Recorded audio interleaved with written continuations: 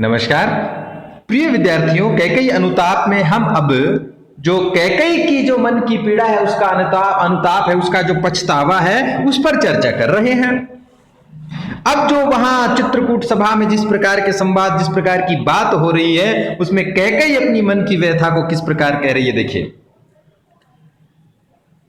हमने यहां तक देखा था कि यदि मैं उकसाई गई भरत से होऊं, तो पति समान ही स्वयं पुत्र भी खोऊं। ठहरो मत रोको मुझे, कहूं सो सुन लो, पावो यदि उसमें सार उसे सब चुन लो। और कैकेयी ने कहा ठहरो, मुझे जो कुछ मेरे मन में है उसे कहने दीजिए। ये पश्चाताप अनुताप का सबसे बड़ा चिन्ह है, प्रतीक है कि अब जब हृदय के जो भाव वो प्रकट करना चाह रही है, तो वहां कहीं छल कपट छद्म भाव नहीं है। ठहरो मत रोको मुझे, कहूं सो सुन लो, पाओ यदि उसमें सार उसे सब चुन लो। अगर उसमें कोई सार है तो सारे मिलकर उसमें से सार तत्व चुन लो।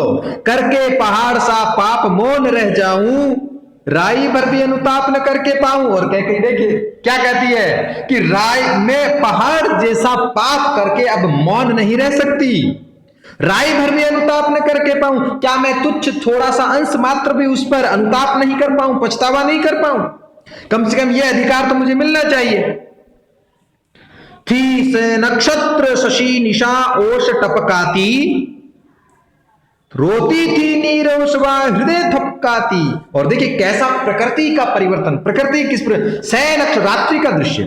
थी से नक्षत्र शशि निशा, चंद्रमा से युक्त रात्रि, और साथ ही साथ ओश टपकाती, ओश की बूंदें टपक रही थी। इसका प्रतीकात्मक रूप यह भी ले सकते हैं कि वहां जो सभा थी, उस सभा में एक प्रकार से एक नई चमक पैदा हो गई थी, और सबके जो आंसू, आंखों से जो आंसू गिर रहे थे, मानो ओस की बूंदें गिर रही है। रोती थी नीरव सभा हृदय थपकाती, और पूरी सभा शांत होकर के अपने हृदय से रोना रो रही थी। एक इस बात का रोना कि देखिए कैकेयी ने कितनी बड़ी बात कही है। एक अलग भाव का रोती थी, शांत भाव के साथ सभा अपने हृदय को थपथपाती हुई कि देखिए कितना बड़ा अच्छा कार्य आज हो रहा है। उल्का सी रानी दिशा दीप्त करती थी, सब में भय विस्मय और खेद भरती थी। और वही कैकेयी रानी उल्का की भांति, अद्भुत चमक की भांति सबकी दिशा को और अधिक, चारों दिशाओं को, सबके मन के भाव को प्रदीप्त दीप्त कर रही थी। सब में भय विस्मय और खेद भरती थी, और सबके हृदय में एक तरह से भय का भाव कि कैकेयी में ऐसा कैसे हो गया, विस्मय आश्चर्य का भाव हो रहा था कि इस प्रकार की इतनी कठोर हृदय वाली कैकेयी अब इतनी परिवर्तित कैसे हो गई। और साथ ही साथ कुछ खेद का भाव भी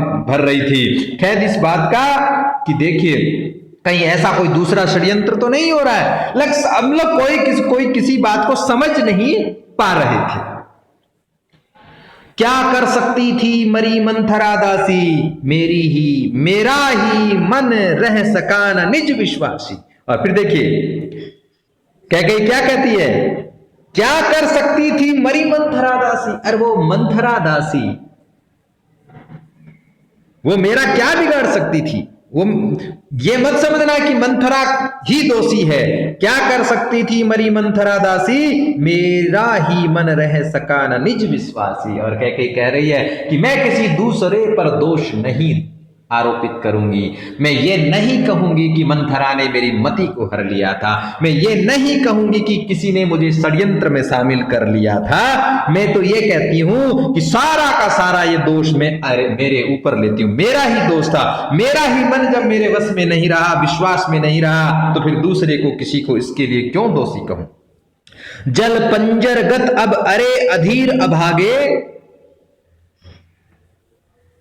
वे ज्वलित भाव थे स्वयं तुझी में जागे। और कैकेयी खुद अपने स्तन को, शरीर को कहती है, जल पंजरगत अब अरे अधीर अभागे, हे मेरे मन,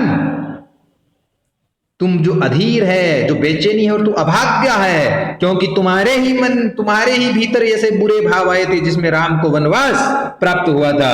वे ज्वलित भाव थे स्वयं तुझी में जागे, और क्योंकि वो सबको जला देने वाले, खुद को जला देने वाले ये बुरे भाव थे, वो तुझी में जागे थे, इसलिए तुझे ही उसमें जलना है, अनुताप पश्चाताप किया। पर था केवल क्या ज्वलित भाव ही मन में, क्या शेष बचा था कुछ न और इस जन्म में।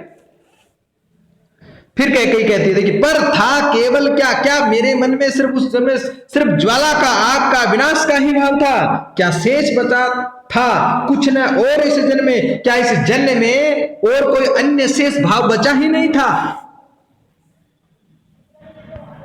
तो कैकेयी अनुताप में गुप्त जी ने बड़े एक स्त्री के प्रति जो एक तरह से एक उपेक्षा पैदा हो गई थी, कैकेयी अनुताप के माध्यम से उन्होंने दिखाया कि गलती इंसान से हो सकती है, लेकिन अगर उस गलती को महसूस करे, उसको सुधारे, यही कैकेयी अनुताप है। इससे बड़ी सीख मिलती है कि इंसान कभी कभी कमजोरी से ग्रसित होकर के, मनुष्य है, बहकाव में आ जाता है, उसका मन उसके नियंत्रण में नहीं रहता, लेकिन जब उसे अपनी गलती का एहसास हो जाए और उसको सुधार ले तो वो इंसान की सबसे बड़ी ताकत होती है। और इसीलिए उन्होंने इसमें कैकेयी के माध्यम से ये चीजें कहलवाई है। ये बड़ा संवाद कहलाए। आज की इस क्लास में इतना ही, आगे अगली क्लास।